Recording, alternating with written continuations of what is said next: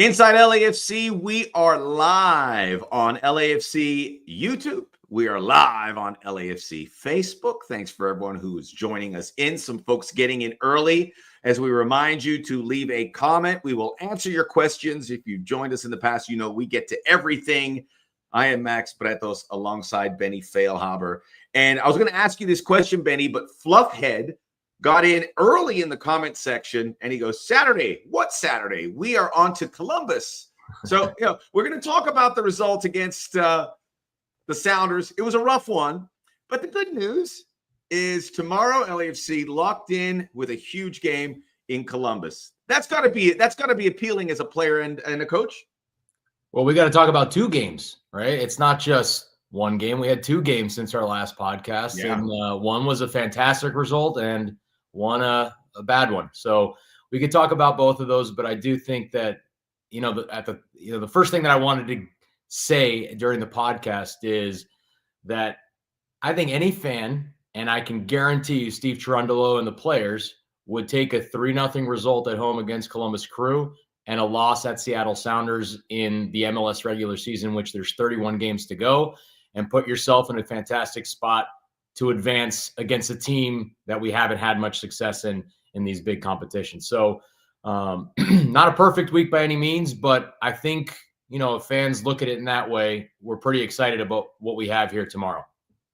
Very nice way to put it, Benny. And we're not going to run away from it. We're going to talk about what happened in Seattle. But by the way, that's the first win of the season for the Sounders, so that was pretty cathartic for them. To me, these are the two best teams in the West. We'll see what it looks like. And we keep in mind that LAFC and the Sounders both very busy as they both have CONCACAF Champions Cup. So that kind of balances out what we saw. But let us get into the game Saturday afternoon. And the first thing that jumps off the page here, Benny, is the heavy rotation. And there were 8 changes to the starting 11 that won in Columbus. And we're going to reference that Columbus game because it's going to play a big role tomorrow. That game, by the way, 5:30 p.m. Pacific time. I believe it's going to be on FS2 and VIX. And check the YouTube stream. Sometimes they have the games there as well. LAFC with a 3-0 aggregate. But 8 changes to the team. We saw Thomas Hassel come in at goal. We saw the debut of Artem Smolyakov. We saw Adam Saldana come into the game. It was 3 center backs, Eddie Segura, Aaron Long, and Kosi Tafari, and the Nador Giroux and Yaya Boa. And the rotation certainly not an excuse because Seattle have to rotate as well, but pretty significant. And we continue to see the 3 center backs, the 3-5, the 3-4-3, and we've also seen a 4-4-2. How have you seen not just the rotation, but the formation changes as well?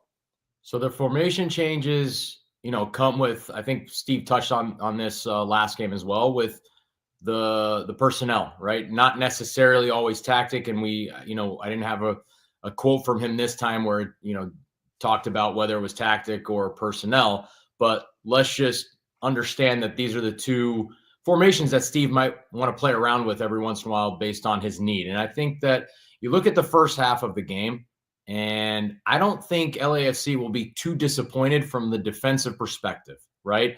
They basically played a 5-4-1, from in a very defensive posture inside their own half, and they were allowing Seattle to play in front of them. But very, very rarely did Seattle do anything dangerous in between the lines. There were a lot of passes in between the midfield 4 and the back 5. The back 3 center backs were willing to step into those spaces and make it tough for those players to, get possession, turn, and face the back line. And ultimately, the goal comes off of a long ball direct over the top. And you might have to help me with his name yet because I haven't mastered it. Yannick Kozarienzi. No, I'm saying for our team. Oh, Smolyakov. Yes. So he had a difficult time dealing with it. He went for, physical battle, then a slide tackle to some extent, and the cross never came and obviously gave him time and space to finish Kozarienzi. Is that right? Nailed it. So I think you look at the first half, and it was just really one chance. Other than that, they defended well. What I will say is they need to find a way to turn defense into counterattacks, which they didn't do very well in that first half at all. I mean, we got turned over time after time after time in that first half, and that exhausts the team. But again, the mentality is there. It's a tough, LAFC is always going to be a tough team. You got to play them for 90 minutes, and I think Seattle did in those first 45.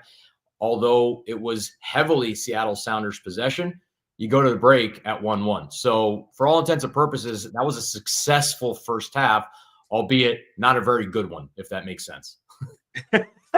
It does. We're reminding everyone that we're live on YouTube and we are live on LAFC YouTube and LAFC Facebook. Some comments coming in. Did want to mention Bunnifer 23. I was there in Seattle on Saturday. It was brutal, but we love the optics of seeing the supporters in that corner there for the duration, cheering on late in the game in the second half goal by David Martínez, which we will talk about. Vu, your friend Vu Tran. Amen, Benny. Can't win them all.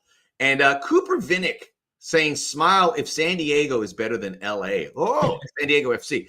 March 29th, down there at Snapdragon. I know a lot of fans are excited for LAFC to go down to that game, but we'll talk about that on a future program. But come on, drop the comments. We will answer all the questions. If you have questions about Seattle, if you have questions about Columbus or CONCACAF Champions Cup. I rewatched the game this morning, and the same thing. You look at the final scoreline, even deep into the second half, you're like, okay, it's not pretty, but as you open the program, this is the Sounders. This is an away game. When you're this busy, and again, Seattle, this is their first win of MLS season. When you're this occupied schedule-wise, and we've seen it with the past with LAFC, it is naive to think that you're going to come out and play with that intensity that we have seen LAFC on the defensive side. They've been really intense, and that's been a part of why they were able to go 4 games without allowing the goal. But you didn't have that intensity, and I think you can understand that. But you did have a situation where, without playing that well, LAFC was in this game. Second half, we'll talk about that in a moment. I want to mention the roster. The roster is complete. Cengiz Ünder, we saw the great videos, a lot of traffic with on all the social media platforms. Can't wait to see him. He was on the bench, did not play. And then we see the first game for Artem Smolyakov. And we talked about the first goal. He certainly had his struggles. But we look forward to these guys contributing. And just a reminder that LAFC is a work in progress. I did want to say about Smolyakov, and I think people are like, wait, what's with this guy? I thought having that pure, and Taylor Twellman mentioned on the broadcast, having a left footer who was crossing those balls into Olivier Giroud, you're hoping that you can get different options. That is promising. He took a corner kick, which led to the Nathan Ordaz goal in the first half. So first performances rarely go well. It didn't go great for Smolyakov, but I think there's enough there to show why this guy is going to be a contributor. We're going to have to wait on Cengiz Ünder, but this is it. We've incorporated players throughout the last couple months, and I don't think there's going to be any, maybe some smaller, I don't know if there's going to be smaller additions, not until the summertime. We'll see what happens, but this is the squad that's going to take LAFC through June and July, and it's nice to have all hands on deck. And I'm glad you touched on the offensive output from Smolyakov. Smolyakov, is that right? Yes. Did I get correct this time? Okay. And so I did want to touch on that because you watch the team, and I think this will be one of Steve's biggest challenges this year is he's got the team playing, and I know we gave up 5 goals in this game, 3 late, and it wasn't a very good defensive performance from, a bend and not break perspective. But I think we can all say that defensively, the team has looked very difficult to break down. And in the games that the offense is able to score first, they look very dangerous, as we looked at the Columbus game at home that led to the 3-0 win. The biggest question mark is, how do you get offense when it's 0-0 and a team is playing defensively against LAFC, or if you're down a goal? How do you get the offense going? Because you can't just rely on purely set pieces like the Ordaz goal. And there's been no other games that we've shown the ability to come from behind. Obviously, the Colorado game was the only other game that we gave up a goal, and we ended up losing 2-1. And the goal came off a set piece as well to get that to the 2-1 at the end. And so I think that'll be Cherundolo's biggest challenge is when you're down and you're in need of a goal, how do you create? And I think when you talk about those options, and he's changed a lot of formations, I think either for personnel reasons or defensive tactical reasons. I'm very curious if he's going to find a reason to change the formation or a little bit of the system from an attacking perspective, because you talk about Giroud. He's played, I think it's 24 games, and he hasn't gotten a goal in MLS play, right? That's got to change somehow. It can't, sure, Giroud might be in not a great phase right now, but it also has to be the players around him and the way that the game is going, because we know what Giroud is capable of. How do you get that? And I think that, for me, I'd be so curious to see where you can put Denny Bouanga in and allow some of these guys on the wings to get down the end and serve some balls into the box and create chaos that way, because I do think that's one thing that we're missing without Matty Bogusz this year, and the ability to kind of have these guys kind of pick and choose their moments all over the field. And that will be, to me, the biggest challenge that Steve Cherundolo has in this early part of the season. Didn't want to mention, going back to what we talked about previously about halftime. At the half, LAFC had 4 shots, 2 on target. Seattle had the 1 shot on target, which was the Kosorienzi goal. Their XG, and I know I don't want to be the XG nerd, but sometimes it tells a story, was almost 2 for LAFC. So the data. I'm going to call you out, but Max, I'm going to call you out on this. If you're going off of SofaScore, I don't know what Apple TV is or whatever. I have SofaScore, which is like the best soccer app. I love it, but I think LAFC got over 1 expected goals on those 3 or 4 shots in a row that led to the Ordaz goal. So that's a little bit unfair, if you ask me. But I think in the first half, you can't these have been 0-0. Yeah, that is compromising the numbers a little bit. That is so. Yeah, okay. So I know I would say that they didn't let Seattle get away offensively. I think we can say that, which was good. Again, the second half is a different story. So let's talk about the second half struggles. And Steve Cherundolo was asked about that, and he was visibly disappointed. You could see he has got this team playing a high level, certainly defensively, where they've been uncompromising, where they've been mistake-free, where they've been collectively really, really good. He talked about the heavy rotated squad, and with regards, he said they had a poor mentality. Players couldn't find solutions. And I saw this in the game, because this is when things went sideways. He mentioned the injury to Marlon, and Henry mentioned, have we got an update on Marlon? I do not at this point, but we'll know more certainly as we get closer to the halftime. But he mentioned that, and I saw it clear as day. When Marlon comes in and he had to pull him out, I mean, he was in there for just a few minutes. Right. And when he pulled out Marlon, David Martínez came in. So it's almost felt a little experimental. Let's go and chase it. We're gonna change the formation. We're gonna go to 4 in the back. And LAFC, I think later in the season and under normal circumstances, should adapt to something like that. Should adapt to a center back coming out, a formation change, a player going down. The optics of that's not great, but you have to be ready. They did not do that here. And I was interesting for Steve to point that out, because when I wrote a note about it, I go, that's kind of when the game really changed. They brought in the first teamers. Ryan Hollingshead, Marlon came in right at the beginning of the second half, and Igor Jesus. And then the injury to Marlon kind of threw the whole plan out of whack. Again, you've got to learn how to adapt. But it was that point where LAFC, different formations, were chasing the game. And to me, that's a good, I would imagine, that's a good moment for the coaches to say, look, when these things happen, you can't get caught in this with your head in the clouds. You've got to be ready to pivot to a different formation and get back to work. And again, it wasn't a great performance for LAFC, but that moment really changed it. It's definitely a teaching point, right? I think the coaching staff has to realize, especially if they feel like they are going to continue utilizing different formations throughout the season, there has to be a coaching emphasis in this game.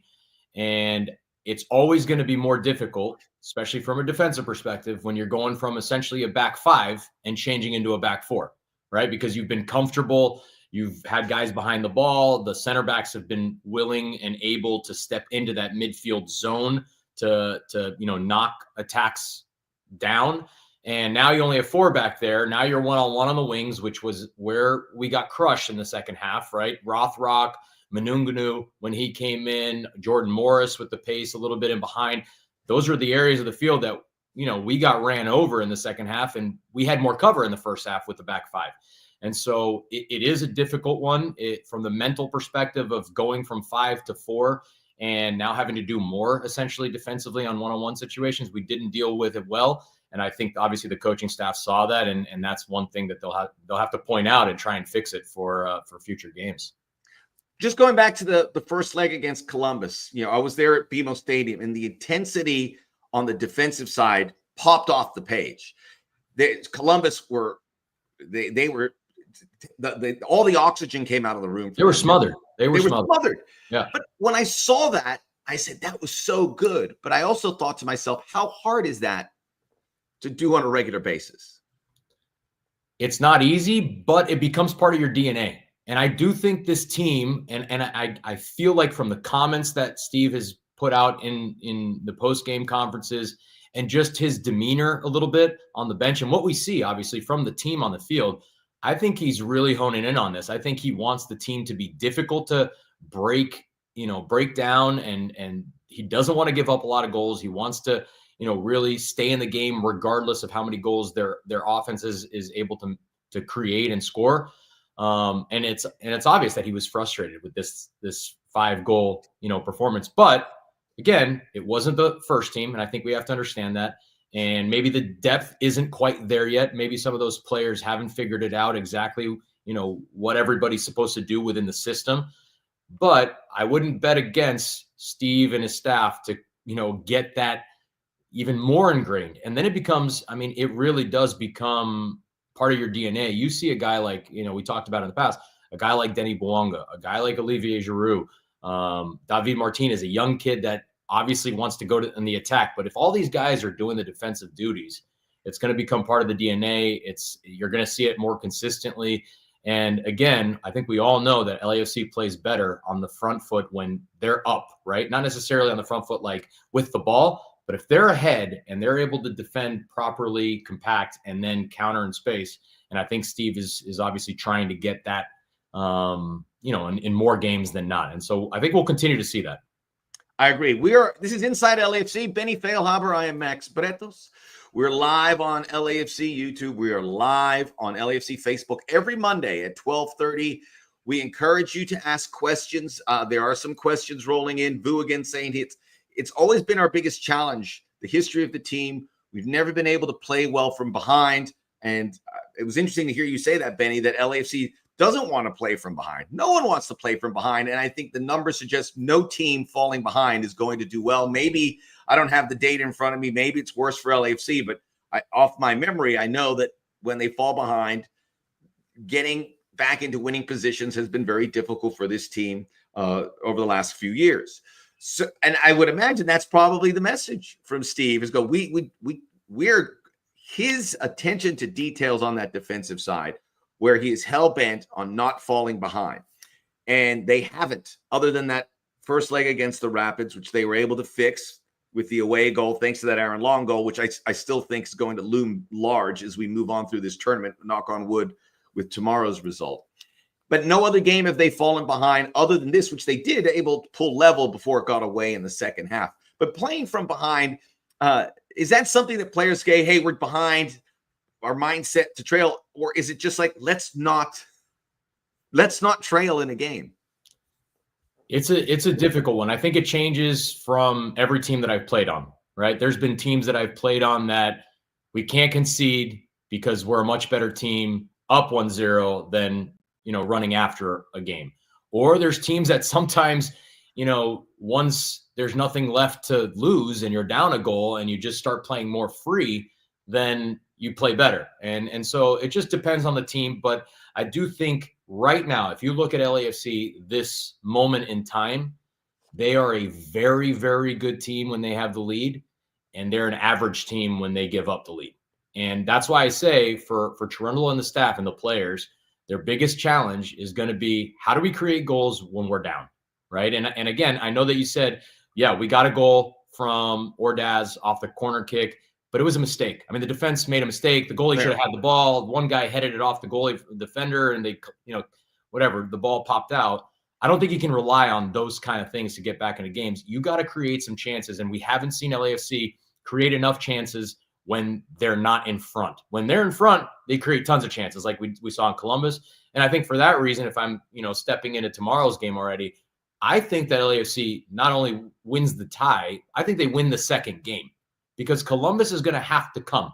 And to me, this is LAFC's, favorite spot to be in is okay, well, come, we'll defend, we'll knock things out, and we're going to counter. And Columbus hasn't shown, the propensity to keep teams off the board either. So I think we'll see a really good performance. I thought it was the best performance of the year for LAFC in that first game against Columbus.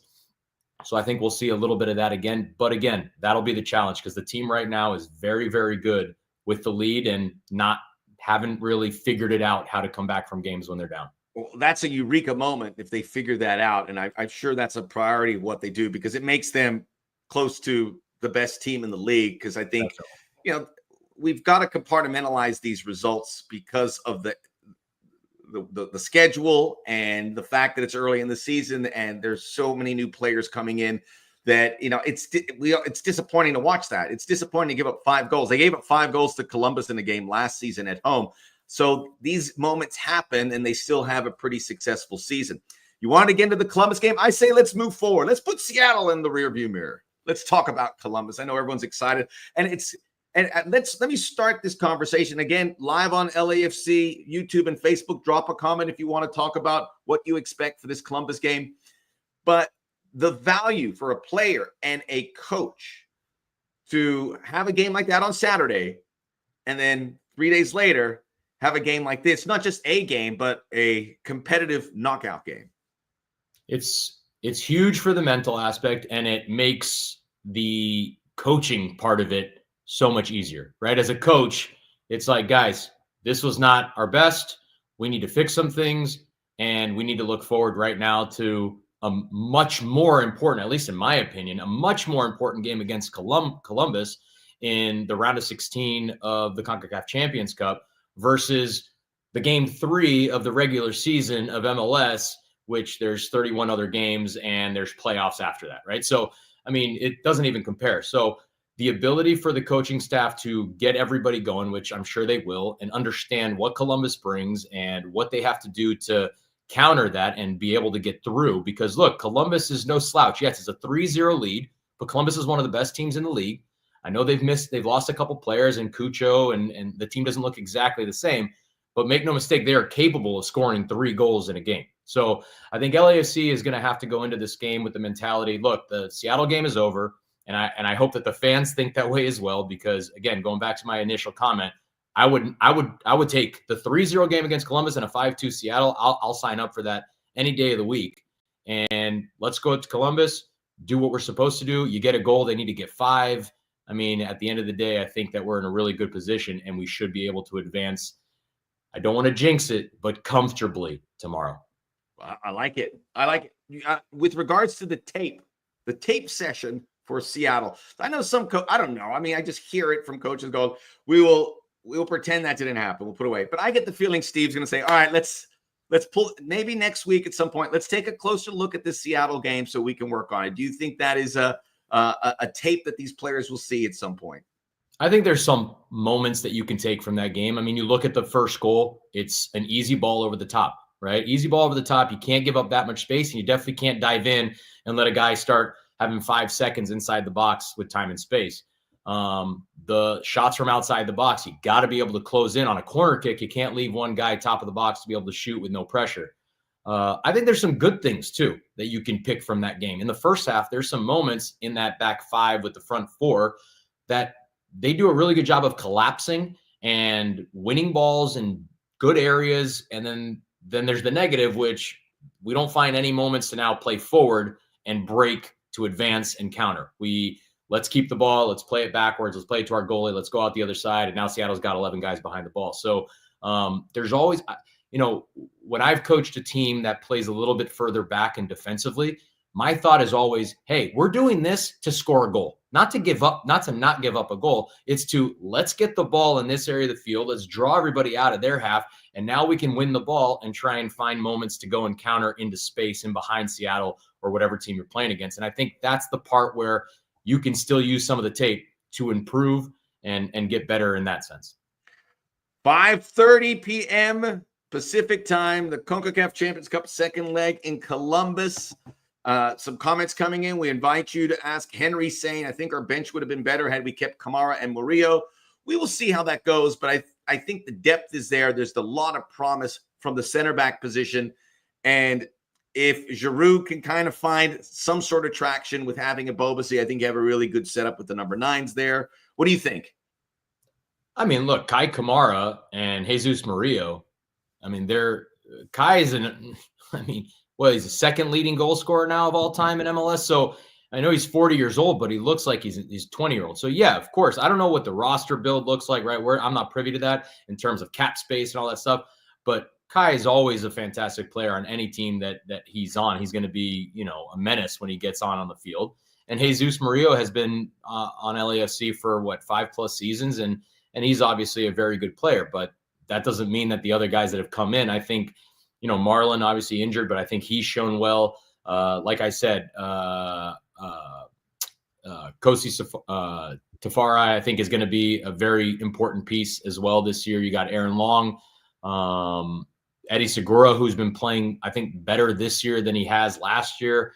So again, I do think that the pieces are there. I don't think defensive is going to be the problem, and I don't know if Kai is, solving all the goal scoring issues right now either. So I don't think that's a big deal. But of course, those two guys are fantastic players, for any team that they're on.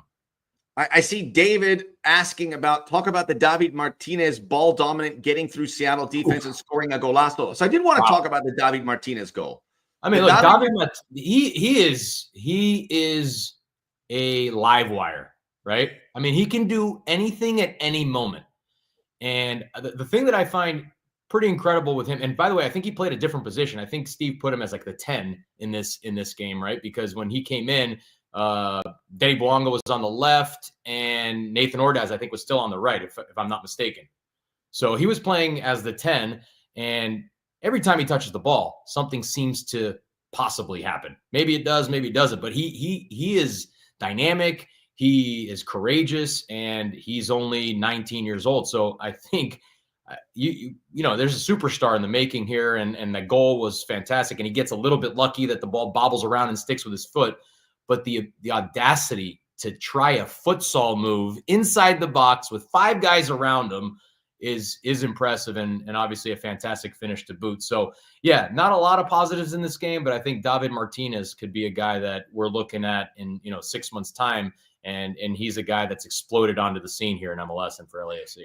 Well, I love what you said about he's getting a little better, because we are seeing him make those little strides. May not be some big strides, but every game you see a little moment. There's no digressing here by any means, or regressing, sorry, where you see a player kind of out of his depths. He looks like he's confident. And that goal, I mean, winning the ball at midfield and taking off, you just don't see goals like that. I don't think we have the players in MLS of that quality that have the gall and the athletic and talent wherewithal to pull it off. He said, I'm going. I imagine a pass might have been in the works, but he just kept meandering through until he got to the 18 and then fired off, and what probably will be in the running for goal of the week, no doubt, in Major League Soccer. Yeah, no, I agreed. And again, I think that his natural talent is dribbling, right? And this has been always my curiosity, and that's the same for Denny Bouanga. These guys are both fantastic dribblers. What I know, we go back to Matty Bogusz all the time, but he was more balanced in dribbling, passing, shooting. And I'm curious as to how Denny Bouanga and David Martínez or Nathan Ordaz, how they start working together to include one another more in their actions. Because if David Martínez can cut inside like he did on that goal, and in certain moments he's not going to be able to shoot, and now he can slip Denny Bouanga for a one-on-one on the left, now you're starting to see some really difficult things for other teams to deal with. And so that is going to be a very big, thing that we have to kind of see if they can improve on and they can develop in terms of chemistry. But that usually comes second for a guy that's always been a dribbler, the ability to pass and the timing and all those kind of things. but that felt like a Bawanga goal, just covering that field. So to have those guys on either side is very exciting. Joe had a question. We talked about it a little bit about the difficulty of an injury or a red card affecting the team shape. It's tricky, but you got to learn how to do it. And he says, I agree. If Marlon hadn't injured himself, the result could have been different. Joe, I think Seattle wins this game, but if Marlon doesn't get injured, LAFC probably loses it 3-1, 3-2. I don't think it's a 5-goal game. And make no doubt about it as well, I think Seattle played very well. They played very well. And I think that the one thing that we can say as of right now is their depth trumped our depth right now, right? Because they had some pieces as well that, they rested some guys. Some guys got injured in the middle of the game as well for them, and their depth looked better. And within that depth, they also looked like they had a little bit more chemistry within it. But they played a fantastic game, and LAFC deserved to lose. Let's say we didn't deserve to get a point in that game. And maybe with Marlon, you steal a point or you steal 3 or whatever, or maybe it's not a 5-2 if he doesn't get injured. But at the end of the day, I think we didn't deserve to get too much out of that game. Let's talk about Columbus. And I know you feel pretty optimistic about this game on Tuesday. This is the reality of it. Columbus played Saturday, early game, scoreless against the Houston Dynamo. They're still undefeated in MLS play with 2 wins and a draw. The big result that threw them off was playing LAFC. They'll be back at home Tuesday. Lower.com field, house of horrors for LAFC when you think of MLS Cup and the League's Cup final. So they have to overcome that. They also have to overcome the fact they played in Seattle Saturday, came to LA, and now they have to head back to Columbus. So a lot of time in hotels, in airports, in airplanes, which gives Columbus a big edge. How would you manage that, Benny, knowing that you're not going to be home, you're not going to be able to train as you would like. You're going to have to muscle through this and learn about all those things you've learned prior to this week. Well, I think it's just like any other game on the road when you are playing lots of games right now, right? I think this is the 6th game of the season or maybe more even. I don't know, but the 6 or 7 games already in the first 3 weeks of the year. For LAFC, I think it's 7 or 8. Yes. 7 or 8. Okay. So, I mean, within less than a month, right? So I think the legs are starting to get under all the players. I think Steve's done a really good job of managing the load for most players. And the fact that the result in Seattle went the way that it did, I think we're going to come out and have a really good performance and not be flat in any way. And I think it'll be, again, I think the result will go our way in the sense of the aggregate, but I would even go and say that LAFC are going to win this game. I think they're going to win this game. And unless Columbus get a late goal, after LAFC are up 1-0 or 2-1 or whatever, I really think LAFC played a phenomenal game, not only from the players' perspective, but the coaching perspective, from the tactical part of the game. They knew exactly what Columbus was going to do. They limited, their chances in a very, very organized, compact kind of way. And they were very explosive offensively and could have potentially scored more than 3 goals. So I think we'll see a lot of the same, whether it's at Lower Field, which is a house of horrors for most teams, at least in the last couple of years, or, back at BMO. I think we're going to see a very similar game that we saw in the first game, and Columbus is going to have to come out, and I don't know if that bodes well for them, and I think, LAFC should be excited about their game tomorrow. Juan Vargas, our good friend Juan, has joined the chat. He's got one comment in caps: Bad Benny. It's got a good ring to it. Bad Benny, a little play on words to Bad Bunny. Juan Vargas also had this artwork where he had David Martínez, if you don't follow Juan, in Prince Purple Rain gear. It looked some of your. I can see it. I can envision it right now with the poofy hair and everything. It was very good. This is a question worth asking, Micah. Why did we rest players for Seattle when we're up 3-0 against Columbus? And it should be said, technically not truly resting everyone. Ryan Hollingshead got a half. Igor Jesus got a half. Denny Bawanga came in. The one guy that was truly rested was Abobasi, who I think will start this game on Tuesday. So it was a mixed bag. But when you're up 3 goals, would that change your mind at all, Benny, about how you approach a big derby game, an important game against Seattle over the weekend? Or is this the right approach to knowing that you have 3 days between games to get these guys rested and rotated? Well, I think it depends who you're playing against, right? And you're Oh, playing sorry, against. Michael said we didn't start Lloris too, which is obviously no. I think this is probably a good spot to give him a rest. Sure. Goalies, do they need rest? I don't know, man. They probably could play every game. That's my thought process on goalkeepers. But look, at the end of the day, I think it depends who you're playing against. Is Columbus capable of overturning a 3-0 lead? I think everybody would say yes, they are capable of doing it. So, again, I put myself in Steve Cherundolo's shoes, and I'm thinking, well, I'm not giving up on. I'm not saying that's one. It's not one yet, right? I want to have my best team. It's a competition that ends way earlier than the MLS regular season, so I'm going to put my eggs in that basket. And without even thinking about that game and that philosophy, I guess, you still don't want to crush any player to play, 180 minutes of soccer in a 4-day period, right? And so if you were to say, okay, we're going to put our entire starting 11 to play against Seattle Sounders, now what are you doing against Columbus? Whether you win, lose, or draw, what are you going to do against Columbus? Are you now putting the reserves? Because if you put the reserves with the thought process that, maybe some of the fans are having, you could potentially end up losing 3 or 4-0, and then you're out, right? And great, you have 3 extra points in MLS, and, well, is that what you would trade for that? And I don't think I would in any case. And at the end of the day, I think you think as Steve Cherundolo, well, I can start some of the guys that haven't played as big minutes, put some of the starters in the second half, and you notice in MLS that tends to work out a lot of times, right? Whether you are still in the game, down by a goal, whatever. And by the way, when we subbed in, those 3 guys or 2 or 3 guys in the middle of the second half, I think the 60th minute, we were down 2-1. So the game was still in hand. It wasn't like the game was out of hand. And obviously the Marlon injury led to, some difficulties. But at the end of the day, we were right in that game up until the 78th minute, I think it was. Yep. And Thomas Hasal, this is a guy training hard. He gets a nod. It didn't go great, obviously, and he was a victim of a group of players that didn't play each other.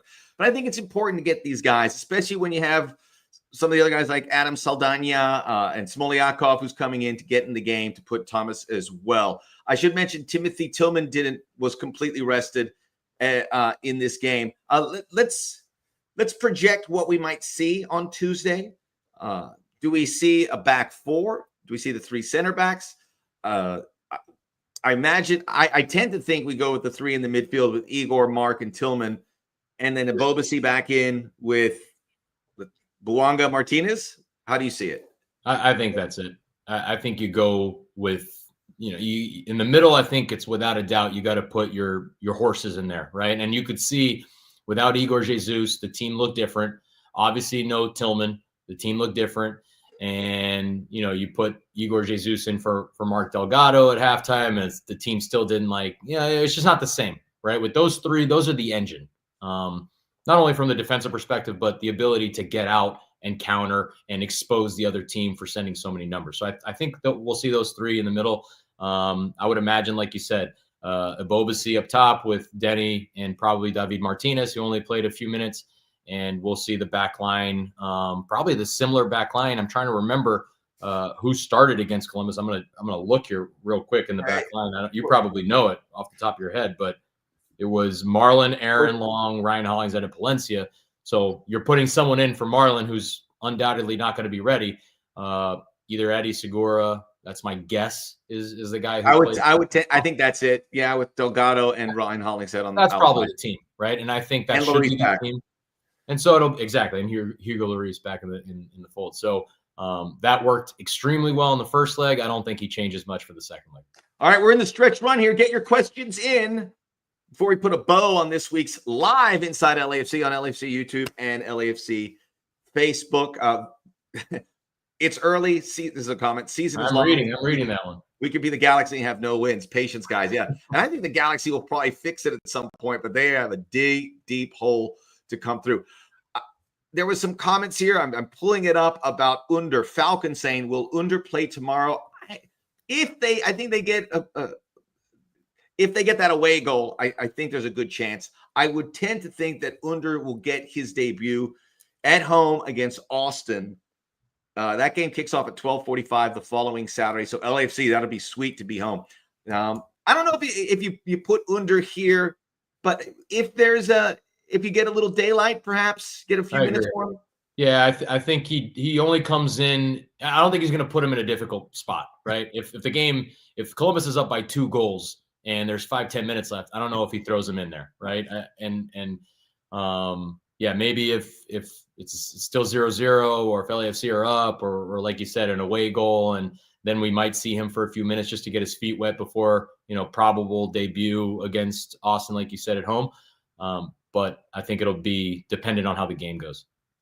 Mike mentioning this got nothing to do with what we're talking about. We should have gone for Sergio Ramos, who's now at Monterrey, and who are on the side of LAFC's brackets. So if LAFC advance and Monterrey advance, maybe that's a semifinal in the CONCACAF Champions Cup. I like that's another tax bracket of a player you have to go through. I like what LAFC have done with a good collection of 4 or 5 center backs. And as the season wears on, I think 2 or 3 guys will really emerge as your lock, stock, 2 smoke and barrel guys. So it's the makeup of LAFC. That's they do have some big stars there, but they generally have a nice collective. I saw this over the weekend when Columbus played Houston, and it was kind of the blueprint of LAFC. They really got after Diego Rossi, your former teammate at LAFC. It worked for LAFC. It worked for the Houston Dynamo, who got a point in Columbus, and Columbus did not score in either game. That outworking the crew, out hustling the crew, and really being physical with who is their star attacking player, Diego Rossi. I imagine we see more of that on Tuesday night. Yeah, and I think the funny thing with Diego is he's like the guy there now, right? Because you go back to last year, and yes, he scored a bunch of goals there, and he scored a bunch of goals with LAFC, but he was never the guy, right? It was always Carlos. He was the star, and he's the guy that everybody kind of gravitated to from a defensive perspective. And I think Diego Rossi really benefited from that. And last year with Cucho there, Christian Ramirez there, they had, the load was spread a little bit. And I think Cucho was kind of like that magnet that drew players, and Diego Rossi did well. It'll be interesting to see what Diego Rossi can do this year. But I think if we're able to kind of clamp him down, that's a massive piece of the puzzle in terms of not giving up too many chances or goals. So that'll be a big task for the defense and for the technical staff to figure out. But you're predicting an LAFC straight up win. Yeah, I think 1-0 LAFC. I don't think Columbus scores. Love it. I think Columbus area, it's hard to imagine they come up with 3, but if they score an early goal, they'll have some confidence. So I think LAFC will be locked into that. Joe saying, with so many new players, who do you think will excel for the squad this year of the new players? I just want to throw out, I think the Delgado, Igor Jesus combination in the midfield. I think those 2 new players in particular will really, really be a big part of what makes LAFC successful. You got one to throw out there too? Well, I agree with Igor Jesus, because we even saw it in this game how much he was, missed in the midfield. I think he's been fantastic. I think he was a big question mark in terms of, what would he look like? How quickly is he going to adapt? And I think he's been fantastic. And I think David Martínez, man, he's starting to win me over in the sense of, yes, he's always been a good player, but I'm starting to see he's taking a bigger, onus on himself in terms of, hey, I'm going to not only do the things that I'm good at, but also do the little things that make me a good team player. And I think that if we continue to see this, I think he's going to, own that right side of the field and be a very nice complement to that, Denny Bouanga, Giroud, Bobasi front line. We've been here a long time, so we'll have to continue this conversation next week. Before we go, just want to let everyone know, Benny is back. He is going to be part of the Des Moines Menace, and he's going to play for them for the U.S. Open Cup in that opening round. How are you feeling? How am I feeling? Your friend. I'm feeling older than when I retired. That's for sure. It's been 5 years. So I'm doing everything I can to stay somewhat fit, running on my own, training with some teams here and trying to get prepared. But it'll be a lot of fun being with the guys, obviously the guys that you saw this weekend at Apple. And I think it's just going to be a lot of fun. So, tune in. I don't know where the game's going to be yet, but tune in. It's going to be against my old team that I coached last year against SKC2 here in Kansas City. So I don't even have to travel. It'll be fantastic. Plenty of subplots. Good luck. They're all wishing you. We have another team to pull for, including LAFC2 and U.S. Open Cup. That's all the time we have for Inside LAFC. Thanks for joining us. We'll be back next week with a lot of good news, I'm feeling, as LAFC have 2 more games here against Columbus and Austin. We'll see you soon, Benny. Best of luck in your preps, and we'll see everyone else here next week.